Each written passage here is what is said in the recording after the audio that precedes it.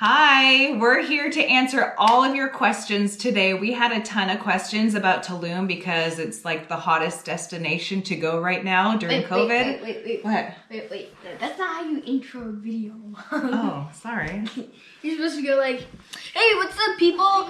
Welcome back to another Our Light Travels video. Our Light Travels video. I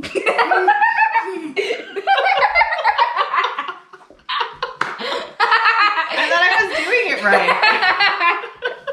Okay, let's just get to the questions. So we had so many questions about Tulum, so we're gonna try and answer all of them for you. So first question, food.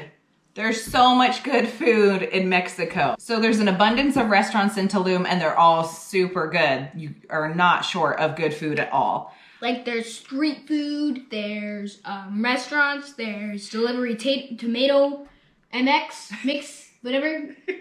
Mix. If you're looking for delivery food, Tomato MX is the website that you need to go to. It has a list of restaurants where you can order online and get your food delivered. Groceries, we spent a lot of our time in an Airbnb, so we did get groceries.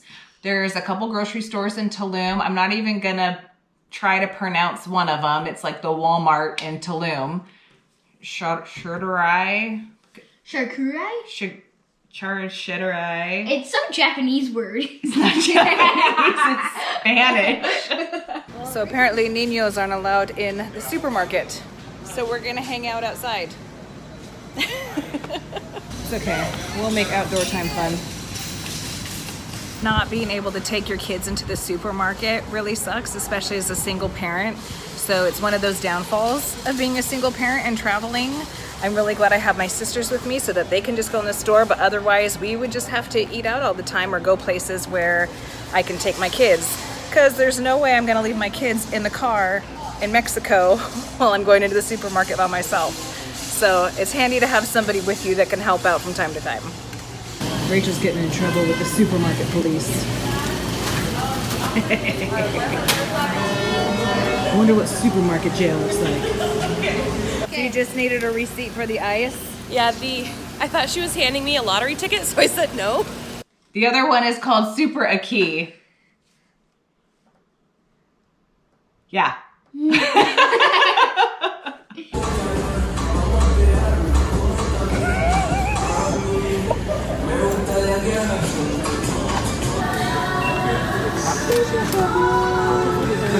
Okay, guys, here's the yucky part of traveling to new places.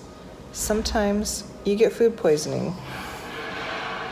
It really sucks. So my sweet sister's at the store right now getting me some Sprite and crackers and electrolytes and whatever else she can find to help me. But until then, I just gotta lay down. So I'm glad we're here for an extended period of time so that I can just relax and not worry too much about, we have to go. So let's do transportation. Mom.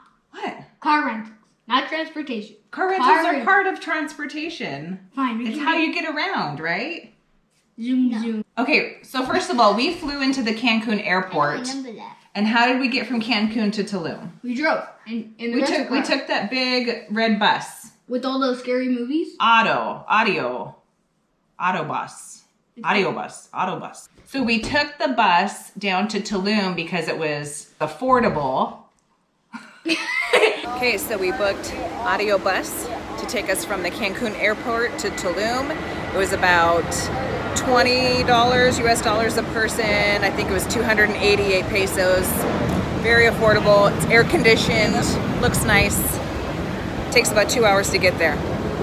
But it took a super long time and we were early for our time, so we had to sit and wait for the bus for like 2 hours with our luggage, which was frustrating. But if you decide to take the bus is super comfortable. It's beautiful, it's well maintained, it's air conditioned. They have outlets to plug in your phone. They have scary movies. They did play a scary movie on the bus. I was kind of actually shocked that they were playing a scary movie on the bus because, it's the general public and we're all watching it. So I gave my kids their iPads and try to avert their eyes.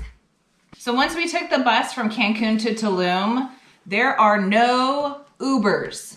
There are no Lyfts. Let me say that again. There are no Ubers or Lyfts. The taxis are usually sedans. There are some vans out there, but they're mostly sedans. And there were 5 of us, and so we had to get 2 taxis. But we made it work, and we got to where we needed to be. You can also rent bikes. You can also rent scooters, which is really fun. You can also rent quad runners. I saw quad runners, people driving those, and that looked really fun too, but we didn't do that. We did rent a car though, because there were some destinations that we wanted to go to, like the Tulum ruins and Chichen Itza Cenotes! and Cenotes and Coba. So we did rent a car so that we could drive to those things and do them on our own time. So driving in Mexico is not scary. Just do what everybody else is doing. It's pretty much the same rules. You have stop signs, you have traffic lights. It's all pretty much the same thing. I think the only big difference is passing. There isn't really a passing lane. You just kind of pass and the cars on the other side of the road move over so nobody gets squished in the middle, and it's a whole adventure all in itself. If you're getting gas for your rental car, do not tell them how many liters you want. You tell them how many pesos worth you want.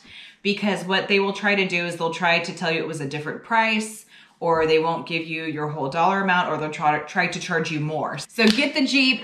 The roads are not paved or maintained very well, and they're not. Okay, remember that parking lot we went to and we had to like 4-wheel drive up that hill, and there was like rocks and it was like crazy. Bugs. People want to know about the insects in a different country, and rightly so. Bugs are gross. Yeah. So the only bugs that I really saw that were a problem were in our Airbnb, and they were just like these big fly things, but they didn't bug us. They didn't. Hey, you just made a joke. I did make a joke. Bugs, and they didn't bug us. Yeah.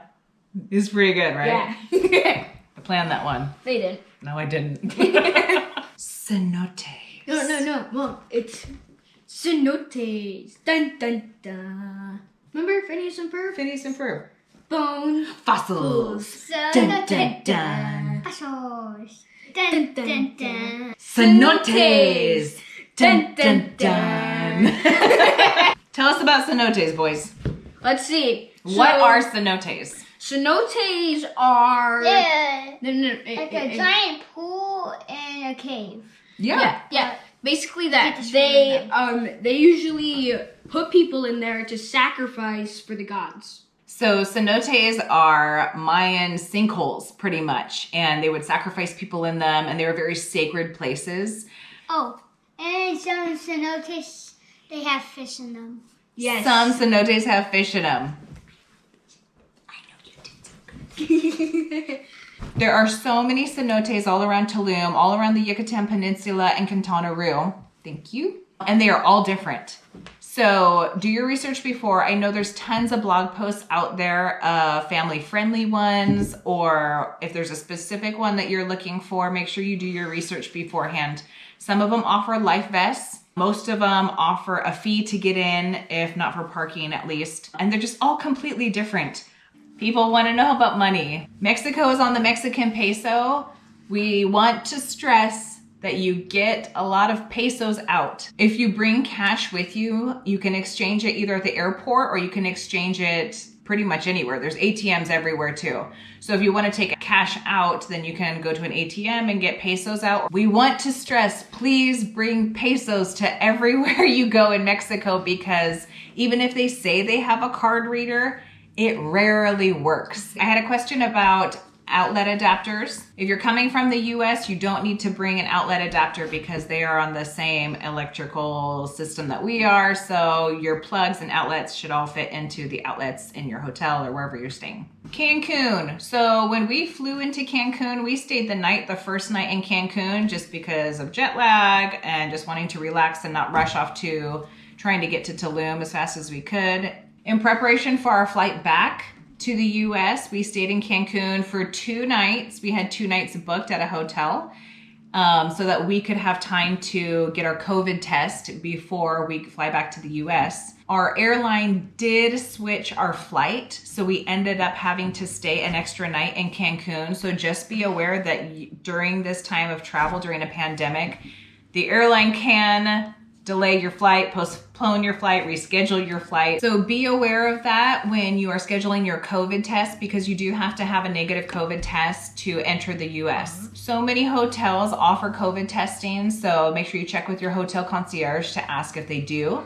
Our hotel didn't offer on-site, but they had a lab that they contracted with, so we scheduled that and they came to our room, and it was about 70 pesos per person to do the COVID testing. So I think the biggest question we got was safety. Traveling as a single mom and with 2 little kids, I always think of safety first. I don't wear a lot of jewelry or anything that would draw attention to me. When we have money, I make sure that it's on. I wear a belt bag across my chest and I make sure that the money and everything is hidden. I always keep hold of my kids' hands. Whenever we go out in public, we're always very vigilant. We keep an eye on our surroundings, who's around us, who looks suspicious, who looks like they're not supposed to be there. Just become like a sixth sense to us.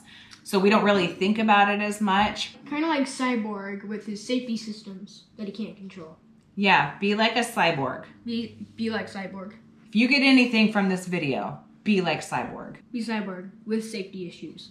Don't leave valuables in your cars because people break into cars. To make sure you're with people all the time. Don't go down sketchy alleys. Like, I think a lot of safety stuff has to do with common sense. Yes, and watch out for yellow eyes at night. That means jaguar. There is jaguars, there is iguanas, there is monkeys, there is Wild dragons? No. There's just iguanas. Oh. Yeah. Mexico has jaguars. There's street signs that say there's jaguars because in Tulum you're literally in the jungle. The language. If you don't speak Spanish, that's okay. The thing I love most about the Mexican people is just how friendly and accommodating and giving, and they're just an amazing people. They all want to communicate with you just as much as you want to communicate with them. So we only know a few like basic words in Spanish. I just say try your best and know some basic words. Yeah. Yes, there are some hurdles you have to jump through with COVID and everything else, but travel completely changes you for the better. It's an education and an experience that you cannot get anywhere else. It's something you have to experience by yourself. That's why people's travel videos are so boring for you, because you didn't experience it. Yes. So we are not here just to share our travel videos. We are here to inspire you to go do it yourself. Go do it. Go travel the world. It is awesome. Awesome! So we hope that this answered at least most of your pressing questions about Tulum, Mexico, or Mexico in general, or travel in general. And we hope that you guys go book something or go take a drive out of town and go talk to people and go experience life. Because what is life if it's not adventured? Because exploring is awesome.